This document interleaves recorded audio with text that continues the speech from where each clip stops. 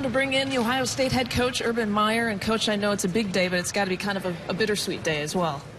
Been telling people all day I've got good news and bad news. Good news is we have probably more players drafted than Ohio State's ever had. Bad news is we're getting that many players drafted. So I'm very proud of them.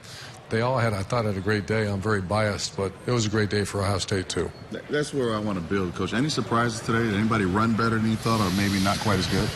I really don't know their times. You know, I honestly, I think so much of this is overrated. You know, to watch Joey Bosa run, just push play on the video and you're good. You know, and Zeke Elliott, and you know, I think you know, maybe a Tyvis Powell who was maybe not as ranked as high, but I understand he ran very well at the combine, and then maybe Jalen Marshall too, that maybe helped the guys that don't, you know, maybe aren't projected as high, and they all helped themselves, I think. You've been through, before we get into some of the other individual players, you've been through so many different pro days. How has this process changed throughout the years? It's bigger than, you know, I had dinner with Gil Brandt, an incredible, someone should do a history, a 30 for 30 on how this started. Gil Brandt's one of the godfathers of the combine. 1981, they would just bring kids in just to get physicals. Because before that, you would draft guys and they'd show up with issues. So it's just bigger than life now. These things get bigger and bigger and bigger. I went to the combine in Indianapolis, and I mean, the television rating, everybody's watching that stuff now, which it blows your mind. Football is every day of the year, right? Absolutely. Football season is. The Joey Bosa, obviously he's projected as going the highest for you. What do you tell NFL GMs, scouts, owners, coaches? Well, the footballs, we don't talk much about that. They just want to make sure you're going to spend that kind of money on an athlete. What's his social life like? What's his mom and dad like? Who's he hang with? You know, obviously girlfriends, and nowadays with camera phones and all the scrutiny and all the stuff that you know, the unfortunate news has been in the news the last few years. People are very cautious, and I don't blame them. So good thing for Joe. He's a very sound person.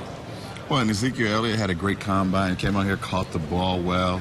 Is he right where you expect him to be at this point? And the reason he came out here is he dropped 2 balls at the combine. And so he's so upset with himself because he's asking me, and not that I know what I'm talking about, but Zeke, you're good. You know, just watch the film. You know, he ran for almost 2,000 yards 2 years in a row. But he wanted to prove, and he's got not good hands, and you saw him today, great hands. Cardale is working even on a different grip, and he has been working on that. You just watched him throw. What were your impressions? I thought he was great. You know, it brought back great memories, and I thought he was thrown to a bunch of good players, and I think he upped his stock as well. Earlier you mentioned Jalen Marshall. You also had Michael Thomas, Braxton Miller, a very solid group of wide receivers. Your expectation on draft day for any of them? Oh, I'm not going to throw a number at you, but I think all 3 of those guys certainly will get drafted. I think you know, Mike Thomas might be the first one to go because he has so much experience. Braxton Miller is a wild card because it's only been there 6 months, but he's freakish as far as his ability. And I think he ran a very good time today. And Jalen Marshall is a guy that not only can be a receiver, but he's an excellent punt returner as well. So I think all 3 are not only get drafted, but play for a while. Since we have you here, you're what, now 2 days into spring ball? We'd be remiss if we didn't ask you about your team. I think you called it a developing year. So how's the developing going? The year of development.